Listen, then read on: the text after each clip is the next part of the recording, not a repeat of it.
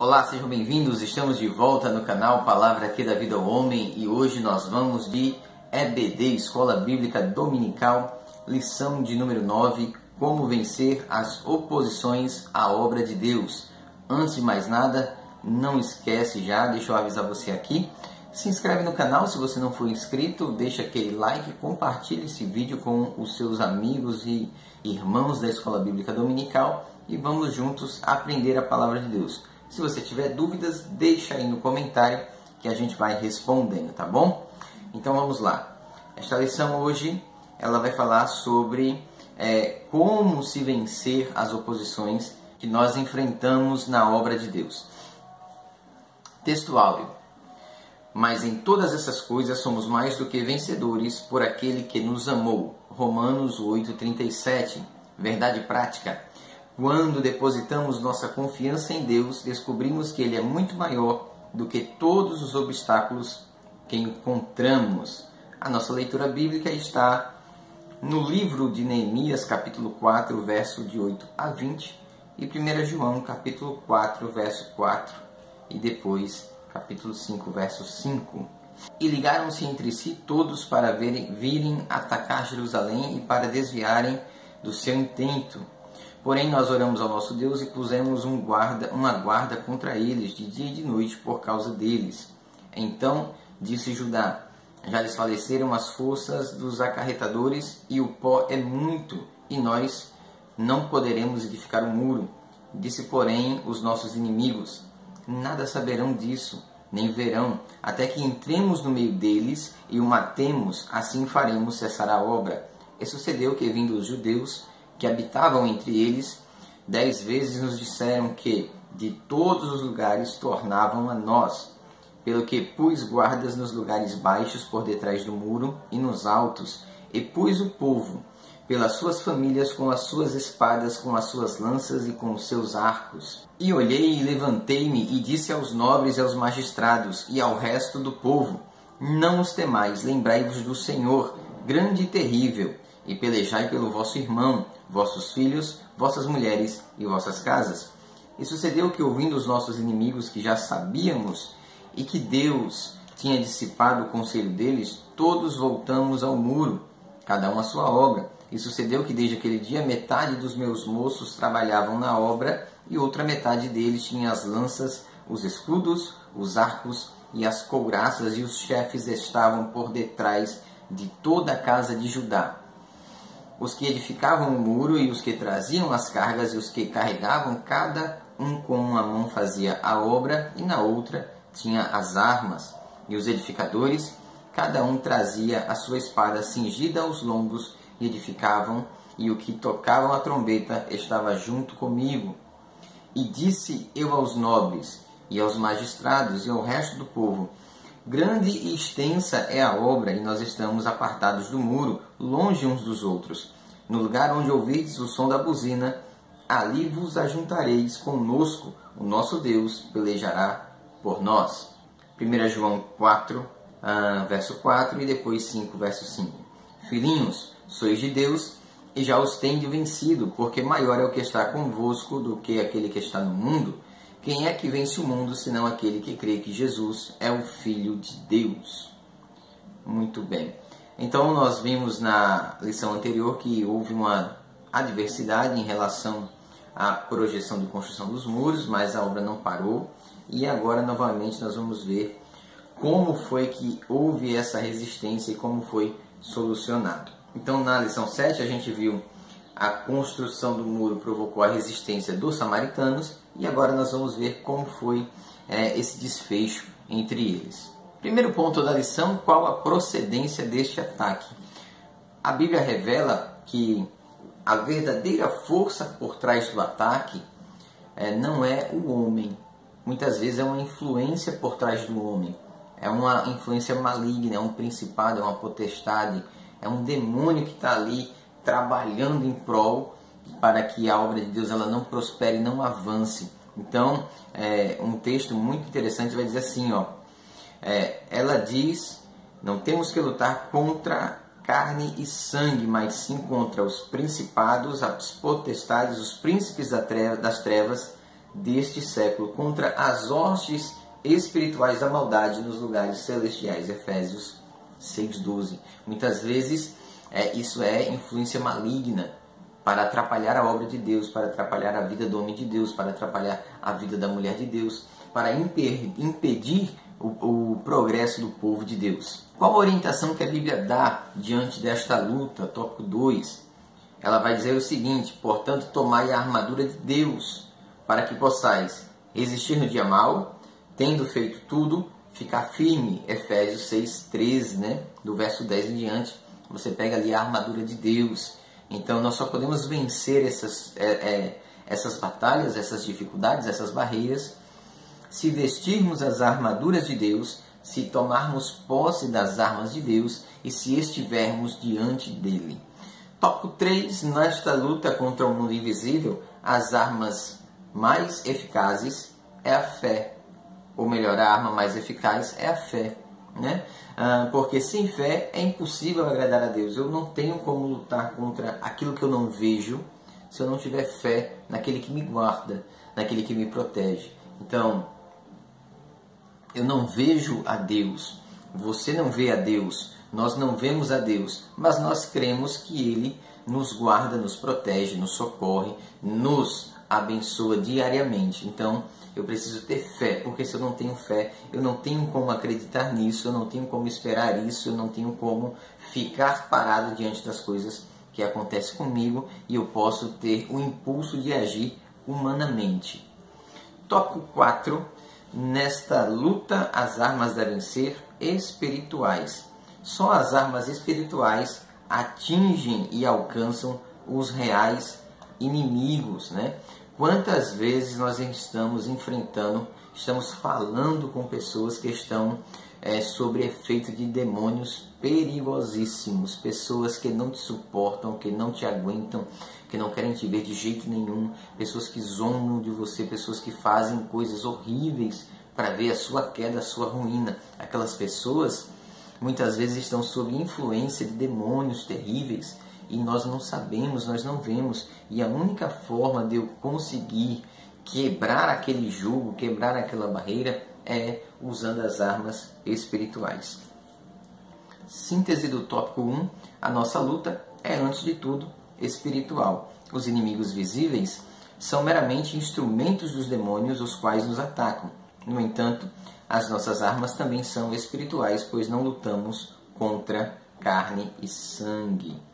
Tópico 2. O inimigo procura atingir a nossa fé. O inimigo ataca com a arma do desprezo. Diziam que fazem estes fracos judeus, Neemias 4:2. Então eles desprezavam o povo. Você já foi desprezado? Já lhe inferiorizaram? Já fizeram pouco caso de você?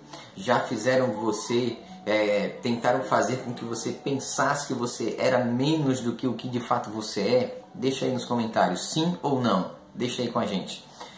Eles também utilizavam essas armas.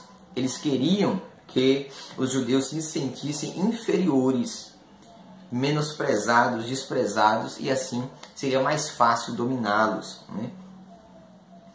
A gente lembra lá que quando os 10 espias disseram: não poderemos subir contra aquele povo porque é mais forte do que nós, Números 13:31. Então vão lá os espias espiar a cidade, eles olham a cidade e voltam e dizem assim: a gente não tem condições não, o povo lá é grande, o povo é forte, o povo é gigante, e aquilo desanimou o povo. Então é a mesma tática, querem fazer com que você pense que você é menos capaz do que de fato você é. Não caia nisso. O inimigo ataca com a arma do escárnio, tópico 2, né? Está lá em Neemias 4:3 e 4, também em Jeremias 20, verso 7 e em Salmos 79:4. Quando os servos de Deus sofrem escárnios, são tentados a desanimar, porque está sendo zombado, está sendo falado, está sendo apontado, está sendo escarnecido pelos irmãos da igreja, pelos pecadores, pelos fofoqueiros. Mas veja que nem Jesus escapou do escárnio. Jesus fazendo a obra de Deus, ressuscitando, expulsando o demônio, multiplicando pão e peixe, andando sobre o mar, repreendendo tempestade, Mesmo assim, alguém diz, ele expulsa demônio pelo espírito de Beelzebul. Nem Jesus escapou. Então você acha que eu vou escapar? Que você vai escapar? Não, você não vai. Você vai ser zombado, vai ser criticado, vai ser escarnecido, vai ser ferido. Mas continue, avance. Ele disse, tópico 3, o inimigo chama a nossa atenção para a imensidade da tarefa. Então em Neemias 4.2 eles vão dizer assim, vivificarão dos montões de pó as pedras que foram queimadas. Então às vezes o diabo ele faz você olhar para a sua tarefa, olhar para a sua missão, olhar para o seu ministério, para a sua chamada, para o seu casamento, para a sua família, para as coisas que te cercam e faz com que você veja que é muito longe, é muita coisa, é muito pesado, é muito enfadonho, é muito difícil e isso faz com que você desanime. Mas não desanime, ser fiel até a morte e dar-te-ei a coroa da vida. 4. O inimigo usa contra nós os boatos e as mentiras. Então os samaritanos eles espalhavam calúnias sobre o povo de Deus, conforme está lá em Neemias 2:19 e capítulo 6, versos 5 e 6. Irmãos, eu sempre tenho dito, quem congrega comigo sabe, quem me conhece sabe, que fale bem ou que fale mal, fale de mim, me deixe famoso, porque eu sei em quem eu tenho crido e eu sei quem eu sou. Eu não sou o que os outros dizem, eu sou o que eu sei que sou. Eu sou o que sei que Deus disse que eu sou. Me basta. Se as pessoas que estão ouvindo outras falarem mal de mim, quiserem saber a verdade sobre mim, venham a mim, procurem a mim, conversem comigo. Venham até a minha pessoa.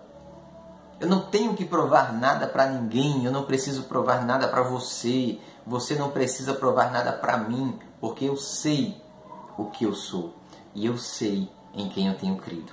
Não caia na conversa do diabo, não caia na conversa do inimigo. Tópico de número 5. O inimigo usa como arma a astúcia. Eva foi enganada pela astúcia da serpente. O diabo ele é miraculoso, ele é expert em enganar, em mentir, em iludir. Cuidado. 6. O inimigo usa como armas as ameaças, né? Então as ameaças constantes para quê? Para querer enfraquecer o seu psicológico, para querer enfraquecer a sua mente, para achar brechas para adentrar na sua casa, na sua família, no seu ministério. Síntese do tópico 2. O inimigo utiliza as ferramentas do desprezo, da mentira e do escárnio, mas é importante entender que isso faz parte da cruz que devemos aceitar quando seguimos a Jesus. Tópico de número 3. Qual o segredo da vitória de Neemias e dos judeus? Primeiro ponto. Os judeus venceram porque tinham certeza do que estavam na vontade de Deus. Neemias disse aos inimigos, aos seus inimigos, o Deus dos céus é que nos fará prosperar. Neemias 2:20. A convicção, a força, a fé, o pensamento de Neemias estava no seu Deus. Não estava na cidade, não estava no pequeno exército, não estava nos camponeses, estava em Deus. Os judeus venceram pela oração. Aquele que ora coloca sua dificuldade diante do Senhor, que pode resolvê-la.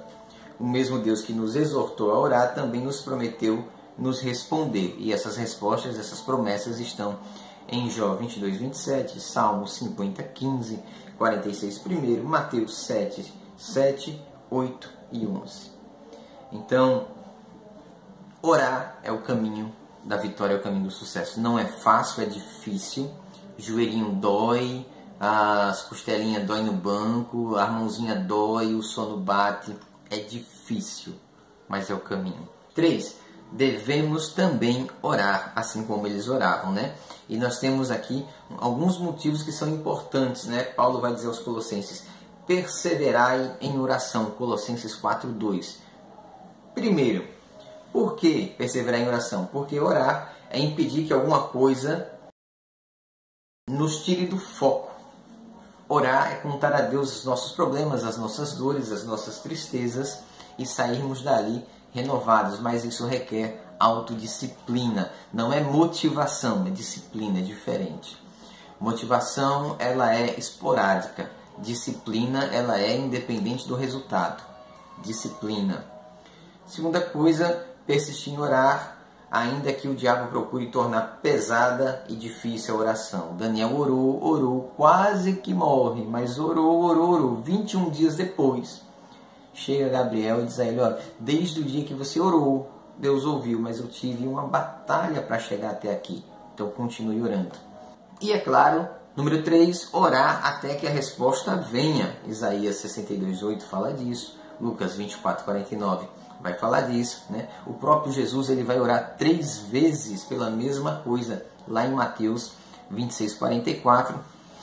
Paulo também ele vai orar 3 vezes até que Deus lhe responda, lá em 2 Coríntios 12:8-9, sobre o espinho na carne. Então, você orou uma vez é pouco. Você orou 2 vezes é pouco. Orou 3, está no caminho certo. Mas há momentos que você vai orar mais, porque as coisas não são fáceis, não são simples. E quarto, é uma prova de que o Espírito Santo, ou o Espírito de oração, opera em nós. Síntese do tópico 3. Neemias sabia que o Senhor o havia enviado para Jerusalém e que pelejava por eles. Esta certeza, acompanhada do compromisso com a oração, foram importantes para que o servo do Senhor alcançasse a sua missão. E finalmente seremos vitoriosos, seremos abençoados, seremos prósperos se crermos que aquele a quem nós oramos, ele é de fato aquele que nos ouve, que nos escuta e que a seu tempo nos responderá. Por quê? Às vezes eu oro hoje e quero hoje. Não é para hoje. Às vezes eu peço agora e quero agora. Não é para agora. Eu tenho que aprender a entender o tempo de Deus. Que Deus te abençoe, em nome de Jesus.